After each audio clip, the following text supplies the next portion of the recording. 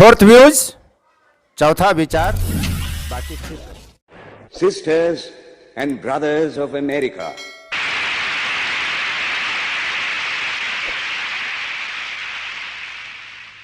it fills my heart with joy unspeakable to rise in response to the warm and cordial welcome which you have given us. I thank you in the name of the most ancient order of monks in the world. I thank you in the name of the mother of religions. And I thank you in the name of the millions and millions of Hindu people of all classes and sects. My thanks also to some of the speakers on this platform who, referring to the delegates from the Orient, have told you that these men from far-off nations may well claim the honor of bearing to different lands the idea of toleration. I am proud to belong to a religion which has taught the world both tolerance and universal acceptance. We believe not only in universal toleration, but we accept all religions as true. I am proud to belong to a nation which has sheltered the persecuted and the refugees of all religions and all nations of the earth. I am proud to tell you that we have gathered in our bosom the purest remnant of the Israelites who came to southern India and took refuge with us in the very year in which their holy temple was shattered to pieces by Roman tyranny. I am proud to belong to the religion which has sheltered and is still fostering the remnant of the grand Zoroastrian nation. I will quote to you, brethren, a few lines from a hymn which I remember to have repeated from my earliest boyhood, which is every day repeated by millions of human beings. As the different streams, having their sources in different places, all mingle their water in the sea, so, O Lord, the different paths which men take through different tendencies, various though they appear, crooked or straight, all lead to Thee. The present convention, which is one of the most august assemblies ever held, is in itself a vindication, a declaration to the world of the wonderful doctrine preached in the Gita. Whosoever comes to me, through whatsoever form, I reach him. All men are struggling through paths which in the end lead to me. Sectarianism, bigotry, and its horrible descendant, fanaticism, have long possessed this beautiful earth. They have filled the earth with violence, drenched it often and often with human blood, destroyed civilization, and sent whole nations to despair. Had it not been for these horrible demons, human society would be far more advanced than it is now. But their time is come, and I fervently hope that the bell that tolled this morning in honor of this convention may be the death knell of all fanaticism, of all persecutions with the sword or with the pen, and of all uncharitable feelings between persons wending their way to the same goal.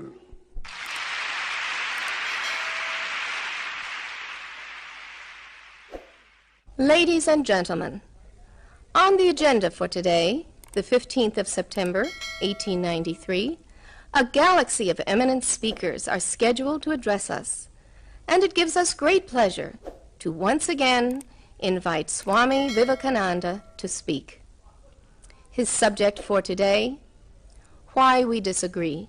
I will tell you a little story. You have heard the eloquent speaker who has just finished say, "Let us cease from abusing each other," and he was very sorry that there should be always so much variance. But I think I should tell you a story which would illustrate the cause of this variance. A frog lived in a well. It had lived there for a long time. It was born there and brought up there, and yet was a little small frog. Of course, the evolutionists were not there then to tell us whether the frog lost its eyes or not, but for our story's sake, we must take it for granted that it had its eyes, and that it every day cleansed the water of all the worms and bacilli that lived in it with an energy that would do credit to our modern bacteriologists. In this way, it went on and became a little sleek and fat. Well, one day, another frog that lived in the sea came and fell into the well. "Where are you from?" "I am from the sea." "The sea? How big is that? Is it as big as my well?" And he took a leap from one side of the well to the other. "My friend," said the frog of the sea, "how do you compare the sea with your little well?" Then the frog took another leap and asked, "Is your sea so big?" "What nonsense you speak, to compare the sea with your well." "Well then," said the frog of the well, "nothing can be bigger than my well. There can be nothing bigger than this. This fellow is a liar, so turn him out."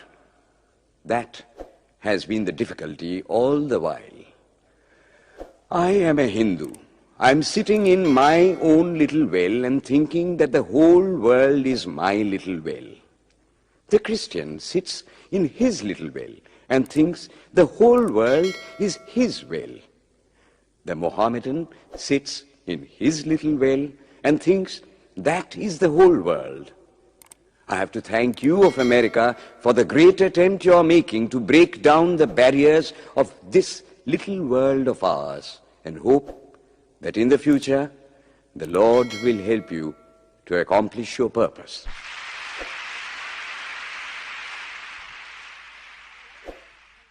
Delegates and friends, today, the 19th of September, 1893, is the 9th day of the World's Parliament of Religions. We have had the privilege of listening to many distinguished speakers from the world over address us on a variety of subjects. The time is at hand to now listen to the great monk from India, Swami Vivekananda, read his paper on Hinduism. Ladies and gentlemen, Swami Vivekananda. From the high spiritual flights of the Vedanta philosophy, of which the latest discoveries of science seem like echoes, to the low ideas of idolatry with its multifarious mythology, the agnosticism of the Buddhists and the atheism of the Jains, each and all have a place in the Hindu's religion. Where then, the question arises, where is the common center to which all these widely diverging radii converge? Where is the common basis upon which all these seemingly hopeless contradictions rest? And this is the question I shall attempt to answer. The Hindus have received their religion through revelation, the Vedas. They hold that the Vedas are without beginning and without end. It may sound ludicrous to this audience how a book can be without beginning or end. But by the Vedas, no books are meant. They mean the accumulated treasury of spiritual laws discovered by different persons in different times.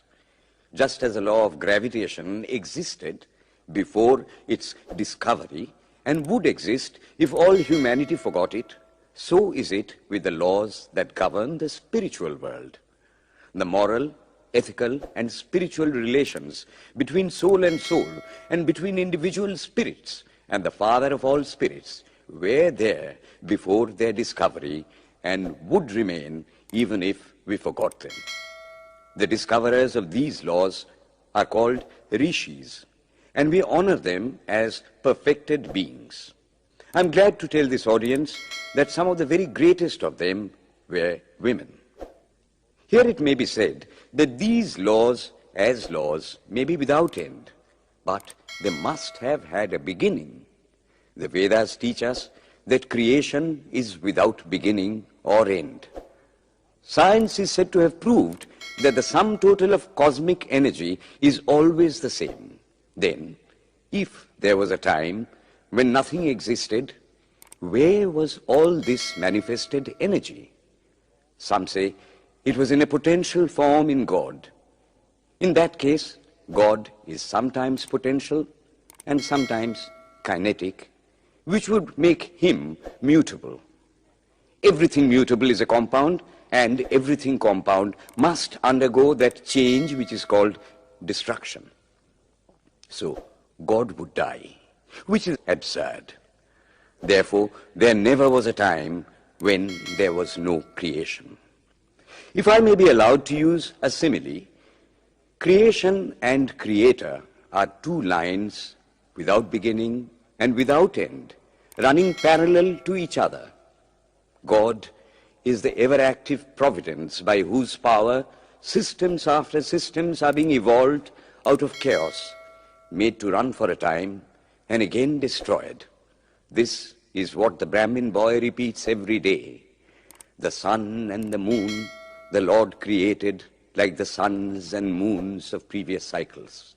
And this agrees with modern science.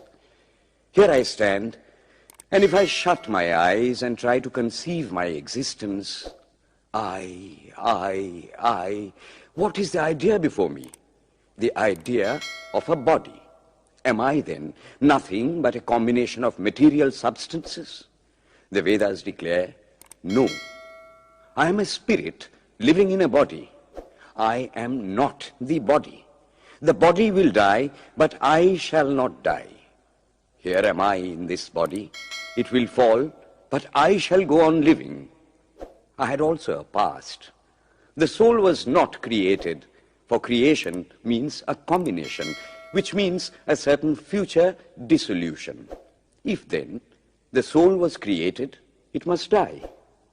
Some are born happy, enjoy perfect health with beautiful body, mental vigor, and all wants supplied. Others are born miserable. Some are without hands or feet. Others again are idiots and only drag on a wretched existence. Why, if they are all created, why does a just and merciful God create one happy and another unhappy? Why is he so partial? Nor would it mend matters in the least to hold that those who are miserable in this life will be happy in a future one. Why should a man be miserable even here in the reign of a just and merciful God? In the second place, the idea of a creator God does not explain the anomaly, but simply expresses the cruel fiat of an all-powerful being. There must have been causes then, before his birth, to make a man miserable or happy, and those were his past actions. Are not all the tendencies of the mind and the body accounted for by inherited aptitude? Here are two parallel lines of existence, one of the mind, the other of matter. If matter and its transformations answer for all that we have, there is no necessity for supposing the existence of a soul. But it cannot be proved that thought has been evolved out of matter. And if a philosophical monism is inevitable, spiritual monism is certainly logical and no less desirable than a materialistic monism. But neither of these is necessary here. We cannot deny that bodies acquire certain tendencies from heredity, but those tendencies only mean the physical configuration through which a peculiar mind alone can act in a peculiar way. There are other tendencies peculiar to a soul caused by his past actions, and a soul with a certain tendency would, by the laws of affinity, take birth in a body which is the fittest instrument for the display of that tendency. This is in accord with science, for science wants to explain everything by habit, and habit is got through repetitions. So, repetitions are necessary to explain the natural habits of a newborn soul, and since they were not obtained in this present life, they must have come down from past lives. There is another suggestion. Taking all these for granted, how is it that I do not remember anything of my past life? This can be easily explained. I am now speaking in English. It is not my mother tongue. In fact, no words of my mother tongue are now present in my consciousness. But let me try to bring them up. And they rush in. That shows that consciousness is only the surface of the mental ocean, and within its depths are stored up all our experiences. Try and struggle, they would come up, and you would be conscious even of your past life. This is direct and demonstrative evidence. Verification is the perfect proof of a theory, and here is the challenge thrown to the world by the rishis. We have discovered the secret by which the very depths of the ocean of memory can be stirred up. Try it, and you would get a complete reminiscence of your past life. So then, the Hindu believes that he is a spirit.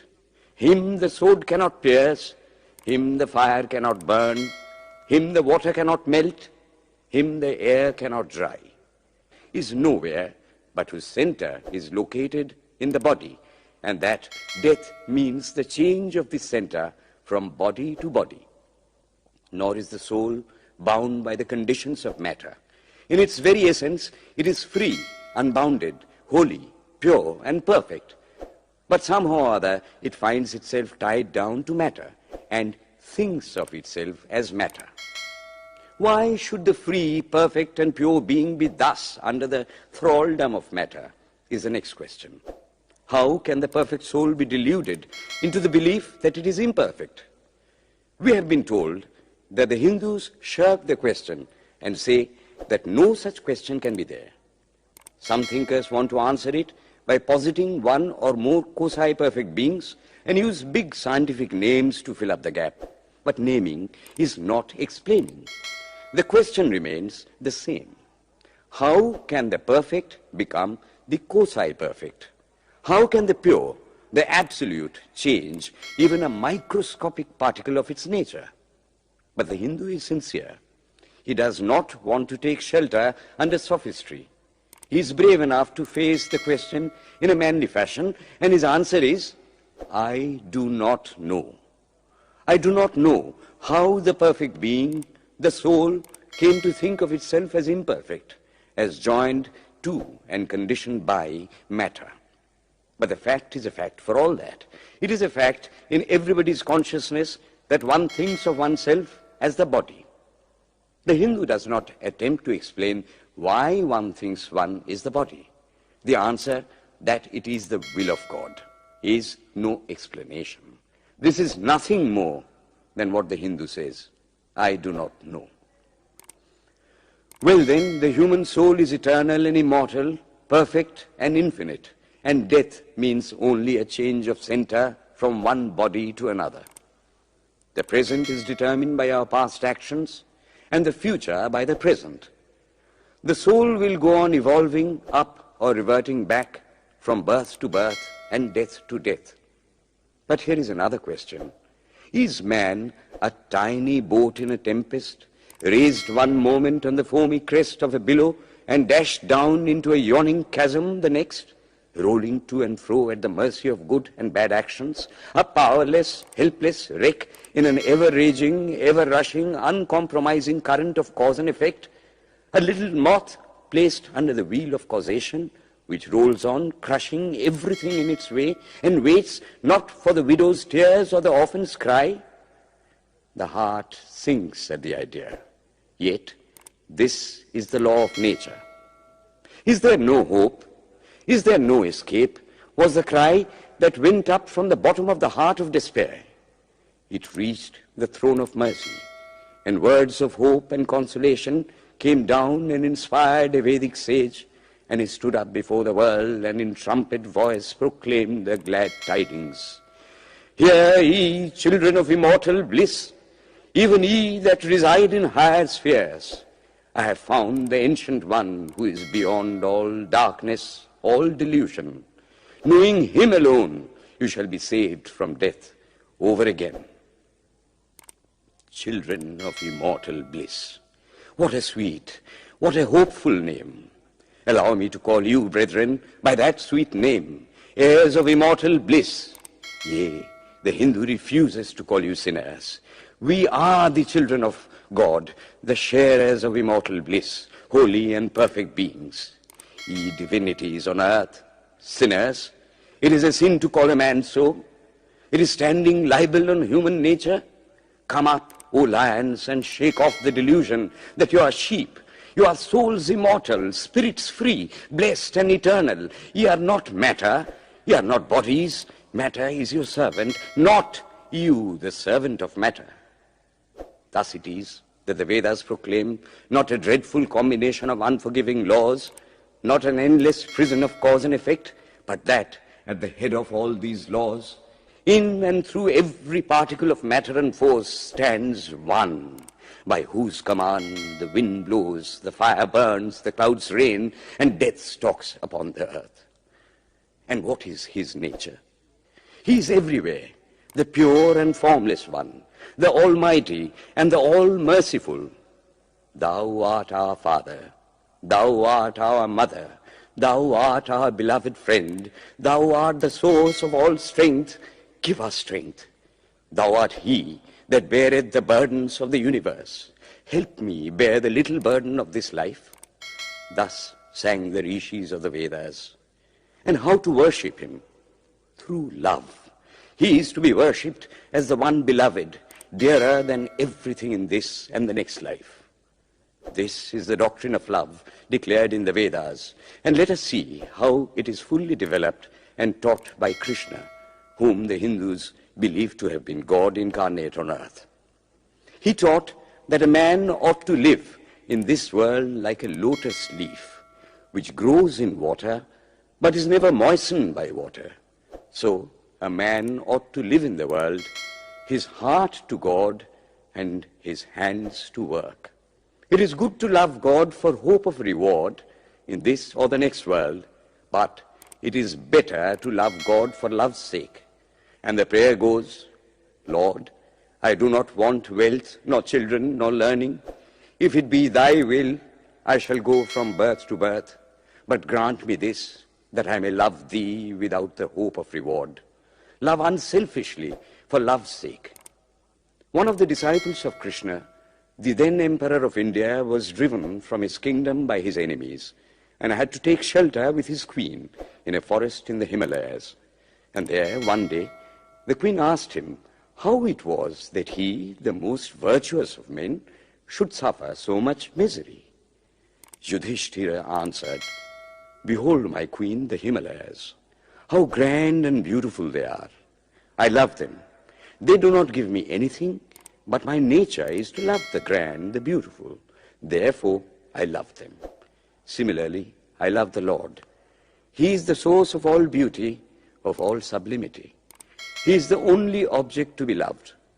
My nature is to love him, and therefore I love. I do not pray for anything. I do not ask for anything. Let him place me wherever he likes. I must love him for love's sake. I cannot trade in love. The Vedas teach that the soul is divine, only held in the bondage of matter. Perfection will be reached when this bond will burst, and the word they use for it is, therefore, mukti, freedom. Freedom from the bonds of imperfection, freedom from death and misery. And this bondage can only fall off through the mercy of God, and this mercy comes on the pure. So, purity is the condition of his mercy. How does that mercy act? He reveals himself to the pure heart. The pure and the stainless see God, yea, even in this life. Then and then only, all the crookedness of the heart is made straight. Then all doubt ceases. He is no more the freak of a terrible law of causation. This is the very center, the very vital conception of Hinduism. The Hindu does not want to live upon words and theories. If there are existences beyond the ordinary sensuous existence, he wants to come face to face with them. If there is a soul in him which is not matter, if there is an all-merciful universal soul, he will go to him direct. He must see him, and that alone can destroy all doubts. So, the best proof a Hindu sage gives about the soul, about God, is, I have seen the soul, I have seen God. And that is the only condition of perfection. The Hindu religion does not consist in struggles and attempts to believe a certain doctrine or dogma, but in realizing, not in believing, but in being and becoming. Thus, the whole object of their system is by constant struggle to become perfect, to become divine, to reach God and see God. And this reaching God, seeing God, becoming perfect, even as the Father in heaven is perfect, constitutes the religion of the Hindus. And what becomes of a man when he attains perfection? He lives a life of bliss infinite. He enjoys infinite and perfect bliss, having obtained the only thing in which man ought to have pleasure, namely God, and enjoys the bliss with God. So far, all the Hindus are agreed. This is the common religion of all the sects of India. But then, perfection is absolute, and the absolute cannot be two or three. It cannot have any qualities. It cannot be an individual. And so, when a soul becomes perfect and absolute, it must become one with Brahma, and it would only realize the Lord as the perfection, the reality of its own nature and existence, the existence absolute, knowledge absolute, and bliss absolute. We have often and often read this called the losing of individuality and becoming a stock or a stone. He jests at scars that never felt a wound. I tell you, it is nothing of the kind. If it is happiness to enjoy the consciousness of this small body, it must be greater happiness to enjoy the consciousness of two bodies, the measure of happiness increasing with the consciousness of an increasing number of bodies, the aim, the ultimate of happiness being reached when it would become a universal consciousness. Therefore, to gain this infinite universal individuality, this miserable little prison individuality must go. Then alone can death cease when I am one with life. Then alone can misery cease when I am one with happiness itself. Then alone can all error cease when I am one with knowledge itself. And this is the necessary scientific conclusion. Science has proved to me that physical individuality is a delusion, that really my body is one little continuously changing body in an unbroken ocean of matter, and Advaita, or unity, is the necessary conclusion with my other counterpart, soul. Science is nothing but the finding of unity. As soon as science would reach perfect unity, it would stop from further progress, because it would reach the goal. Thus, chemistry could not progress farther when it would discover one element out of which all others could be made. Physics would stop when it would be able to fulfill its services in discovering one energy of which all the others are but manifestations. And the science of religion become perfect when it would discover Him who is the one life in a universe of death, Him who is the constant basis of an ever-changing world, one who is the only soul of which all souls are but delusive manifestations. Thus is it, through multiplicity and duality, that the ultimate unity is reached. Religion can go no farther. This is the goal of all science. All science is bound to come to this conclusion in the long run. Manifestation and not creation is the word of science today. And the Hindu is only glad that what he has been cherishing in his bosom for ages is going to be taught in more forcible language and with further light from the latest conclusions of science. Descend we now from the aspirations of philosophy to the religion of the ignorant. At the very outset, I may tell you that there is no polytheism in India.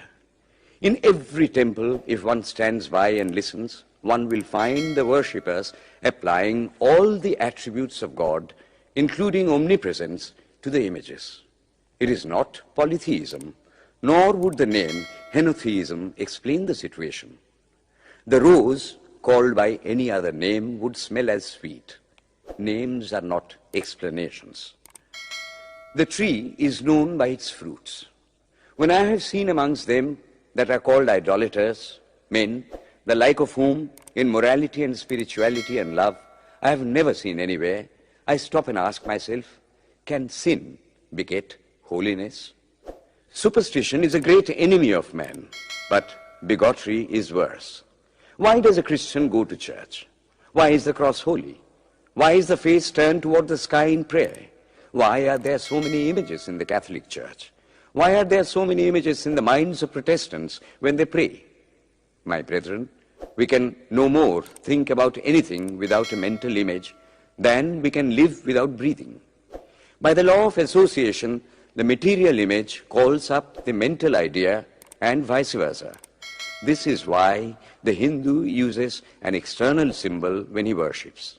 He will tell you it helps to keep his mind fixed on the being to whom he prays. He knows, as well as you do, that the image is not God, is not omnipresent. After all, how much does omnipresence mean to almost the whole world? It stands merely as a word, a symbol. Has God superficial area? If not, when we repeat that word omnipresent, we think of the extended sky or of space. That is all.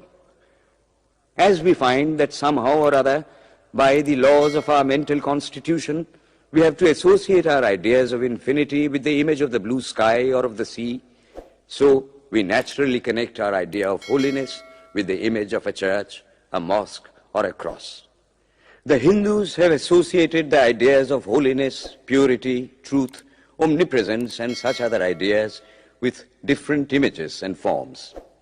But with this difference, that while some people devote their whole lives to their idol of a church and never rise higher, because with them religion means an intellectual assent to certain doctrines and doing good to their fellows, the whole religion of the Hindu is centered in realization.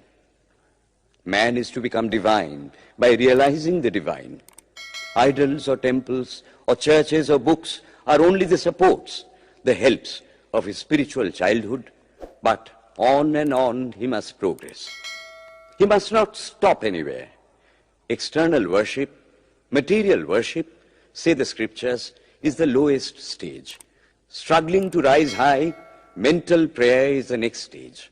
But the highest stage is when the Lord has been realized. Mark, the same earnest man who is kneeling before the idol tells you, him the sun cannot express, nor the moon, nor the stars, the lightning cannot express him, nor what we speak of as fire. Through him they shine. But he does not abuse anyone's idol or call its worship sin. He recognizes in it a necessary stage of life. The child is father of the man. Would it be right for an old man to say that childhood is a sin or youth is a sin? If a man can realize his divine nature with the help of an image, would it be right to call that a sin? Nor, even when he has passed that stage, should he call it an error. To the Hindu, man is not traveling from error to truth, but from truth to truth, from lower to higher truth. To him, all the religions, from the lowest fetishism to the highest absolutism, mean so many attempts of the human soul to grasp and realize the infinite, each determined by the conditions of its birth and association, and each of these marks a stage of progress. And every soul is a young eagle soaring higher and higher, gathering more and more strength till it reaches the glorious sun. Unity in variety is the plan of nature, and the Hindu has recognized it. Every other religion lays down certain fixed dogmas and tries to force society to adopt them. It places before society only one coat which must fit Jack and John and Henry all alike. If it does not fit John or Henry, he must go without a coat to cover his body. The Hindus have discovered that the absolute can only be realized or thought of or stated through the relative, and the images, crosses and crescents are simply so many symbols, so many pegs to hang spiritual ideas on. It is not that this help is necessary for everyone, but those that do not need it have no right to say that it is wrong, nor is it compulsory in Hinduism. One thing I must tell you, idolatry in India does not mean anything horrible. It is not the mother of harlots. On the other hand, It is the attempt of undeveloped minds to grasp high spiritual truths. The Hindus have their faults, they sometimes have their exceptions, but mark this, they are always for punishing their own bodies and never for cutting the throats of their neighbors. If the Hindu fanatic burns himself on the pyre, he never lights the fire of inquisition. And even this cannot be laid at the door of his religion any more than the burning of witches can be laid at the door of Christianity. To the Hindu, then, the whole world of religions is only a traveling, a coming up of different men and women through various conditions and circumstances to the same goal. Every religion is only evolving a God out of the material man, and the same God is the inspirer of all of them. Why, then, are there so many contradictions? They are only apparent, says the Hindu. The contradictions come from the same truth, adapting itself to the varying circumstances of different natures. It is the same light coming through glasses of different colors, and these little variations are necessary for purposes of adaptation. But in the heart of everything, the same truth reigns. The Lord has declared to the Hindu in his incarnation as Krishna, I am in every religion as a thread through a string of pearls. Wherever thou seest extraordinary holiness and extraordinary power raising and purifying humanity, know thou that I am there. And what has been the result? I challenge the world to find throughout the whole system of Sanskrit philosophy any such expression as that the Hindu alone will be saved and not others. Says Vyasa, we find perfect men even beyond the pale of our caste and creed. One thing more, how then can the Hindu, whose whole fabric of thought centers in God, believe in Buddhism, which is agnostic, or in Jainism, which is atheistic? The Buddhists or the Jains do not depend upon God, but the whole force of their religion is directed to the great central truth in every religion, to evolve a God out of man. They have not seen the Father, but they have seen the Son, and he that hath seen the Son hath seen the Father also. This, brethren, is a short sketch of the religious ideas of the Hindus. The Hindu may have failed to carry out all his plans, but if there is ever to be a universal religion, it must be one which will have no location in place or time, which will be infinite like the God it will preach, and whose sun will shine upon the followers of Krishna and of Christ, on saints and sinners alike, which will not be Brahminic or Buddhistic, Christian or Mohammedan, but the sum total of all these, and still have infinite space for development, which in its Catholicity will embrace in infinite arms and find a place for every human being, from the lowest groveling savage, not far removed from the brute, to the highest man towering by the virtues of his head and heart almost above humanity, making society stand in awe of him and doubt his human nature. It will be a religion which will have no place for persecution or intolerance in its polity, which will recognize divinity in every man and woman, and whose whole scope, whose whole force will be centered in aiding humanity to realize its own true divine nature. May he, who is the Brahma of the Hindus, the Ahura Mazda of the Zoroastrians, the Buddha of the Buddhists, the Jehovah of the Jews, the Father in heaven of the Christians, give strength to you to carry out your noble idea. The star arose in the east. It traveled steadily towards the west, sometimes dimmed and sometimes effulgent, till it made a circuit of the world. And now it is again rising on the very horizon of the east, the borders of the sun pole, 1,000-fold more effulgent than it ever was before.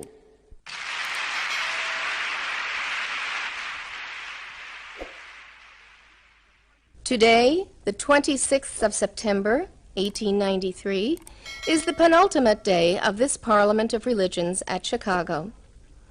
We have listened to engrossing discourses on the religions and theologies of the participating countries in these past 2 weeks. In continuing this series, Swami Vivekananda will now speak on Buddhism, the fulfillment of Hinduism. The religion of the Hindus is divided into two parts, the ceremonial and the spiritual. The spiritual portion is specially studied by the monks. In that, there is no caste. A man from the highest caste and a man from the lowest may become a monk in India, and the two castes become equal. In religion, there is no caste. Caste is simply a social institution.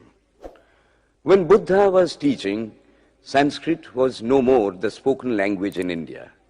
It was then only in the books of the learned. Some of Buddha's Brahmin disciples wanted to translate his teachings into Sanskrit, but he distinctly told them, "I am for the poor, for the people. Let me speak in the tongue of the people." And so, to this day, the great bulk of his teachings are in the vernacular of that day in India. Whatever may be the position of philosophy, whatever may be the position of metaphysics, so long as there is such a thing as death in the world, so long as there is such a thing as weakness in the human heart, so long as there is a cry going out of the heart of man in his very weakness, there shall be a faith in God. Let us then join the wonderful intellect of the Brahmin with the heart, the noble soul, the wonderful humanizing power of the great Master.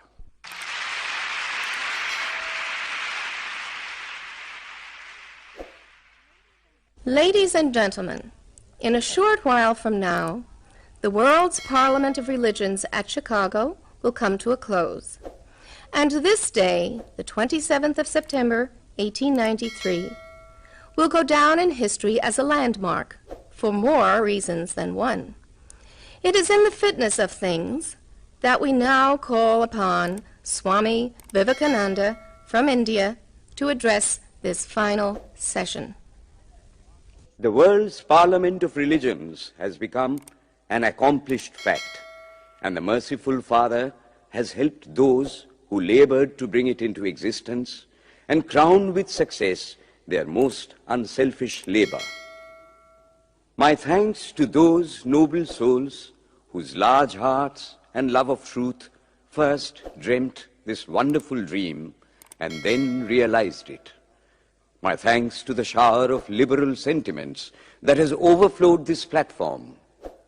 My thanks to this enlightened audience for their uniform kindness to me and for their appreciation of every thought that tends to smooth the friction of religions. A few jarring notes were heard from time to time in this harmony. My special thanks to them, for they have, by their striking contrast, made the general harmony the sweeter. Much has been said of the common ground of religious unity.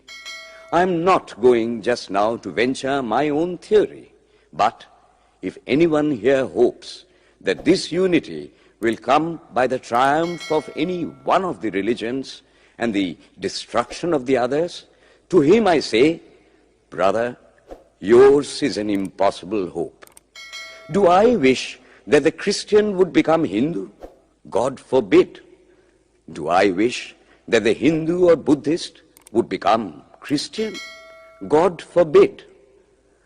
The seed is put in the ground, and earth and air and water are placed around it. Does the seed become the earth or the air or the water? No. It becomes a plant. It develops after the law of its own growth, assimilates the air, the earth, and the water, converts them into plant substance, and grows into a plant. Similar is the case with religion. The Christian is not to become a Hindu or a Buddhist, nor a Hindu or a Buddhist to become a Christian, but each must assimilate the spirit of the others and yet preserve his individuality and grow according to his own law of growth. If the Parliament of Religions has shown anything to the world, it is this. It has proved to the world that holiness, purity, and charity are not the exclusive possessions of any church in the world, and that every system has produced men and women of the most exalted character. In the face of this evidence, if anybody dreams of the exclusive survival of his own religion and the destruction of others, I pity him from the bottom of my heart and point out to him that upon the banner of every religion will soon be written, in spite of resistance, help and not fight, assimilation and not destruction, harmony and peace and not dissension.